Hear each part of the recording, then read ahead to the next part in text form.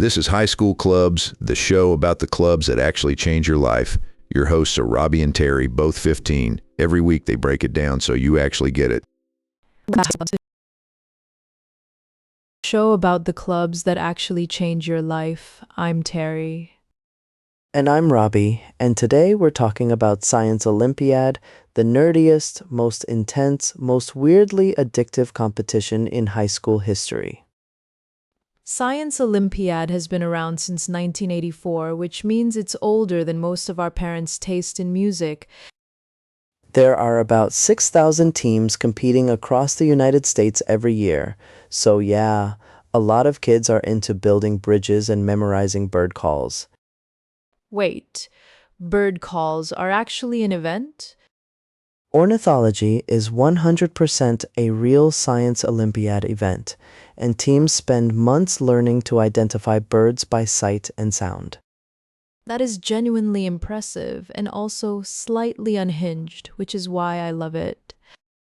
Each team has 15 members, and they compete in 23 different events spanning biology, chemistry, physics, engineering, and earth science.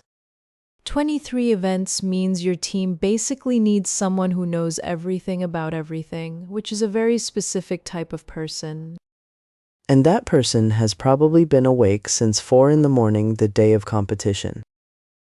The events are split into 3 categories: study events, lab events, and build events, so there's genuinely something for every kind of science brain. Build events are where teams construct things like lighters, towers, or trebuchets before the competition and then test them on the day. A trebuchet is a medieval siege weapon, so Science Olympiad is basically teaching students to be tiny medieval engineers, and I'm here for it. The tower event requires teams to build a structure out of wood that holds as much weight as possible while being as light as possible. It's like the world's most stressful baking competition, except instead of cake, you have a balsa wood skyscraper. Some winning towers hold over 1,000 times their own weight, which is honestly more impressive than anything I have ever done. Study events are intense too. You might have to know every bone in the human body or every rock in the geologic record. And you're doing it against the clock in a room full of other kids who have been studying since September. The competition season usually runs from fall through spring, with invitational tournaments, regional tournaments, state tournaments, and then nationals. Nationals are held at a different university campus each year, and teams from all 50 states compete for the top spot. Past national host schools have included Cornell, MIT, and the University of Michigan, so the venues alone are pretty inspiring. Walking around a college campus as a high schooler with a lab coat on is a very specific power move. Some students say Science Olympiad is actually what got them interested in pursuing science as a career in the first place. Which makes sense because there's a big difference between reading about chemistry and actually having to perform a titration under tournament pressure. A titration, for the uninitiated, is a lab technique where you figure out the concentration of a solution. It's precise and it is not forgiving. Mess up your drops and your score tanks, which is the kind of high-stakes drama they never show in science class. The experimental design event is one of my favorites because teams are given an unknown scenario and have to design, run, and present an experiment in real time. That means you walk in not knowing what you'll be testing, which is either thrilling or terrifying depending on how much sleep you got. The coaches and volunteer event supervisors are often college students, scientists, and engineers who genuinely love the subject matter. So you're getting mentorship from people who are living the future you might be building toward, which is pretty cool for a Saturday morning.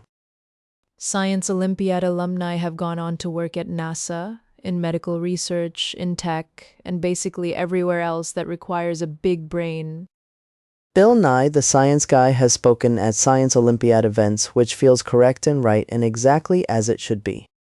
If you're thinking about joining, most schools let you try out in the fall and you don't have to be the top student to contribute.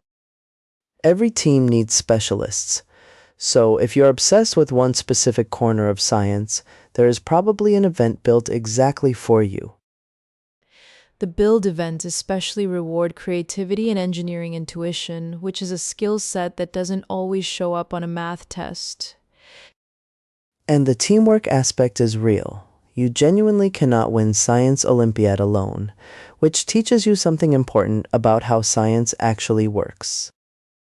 Real science is collaborative, messy, iterative, and fueled by curiosity and probably too much caffeine. So basically, Science Olympiad is training you for the job. If your school has a team, go to the informational meeting. If it doesn't, look up how to start one because the Science Olympiad organization makes it possible. You could be the person who brings Science Olympiad to your school and changes a whole generation of kids' relationship with science. No pressure, but also yes pressure because that would be awesome and you clearly already care or you wouldn't be listening to this podcast. That's all for today's episode, Science Olympiad, where the competition is fierce, the knowledge is deep, and the trebuchets fly true. Thanks for hanging out with us, and whatever club you're in or thinking about joining, keep showing up for the things that light you up. See you next week on High School Clubs.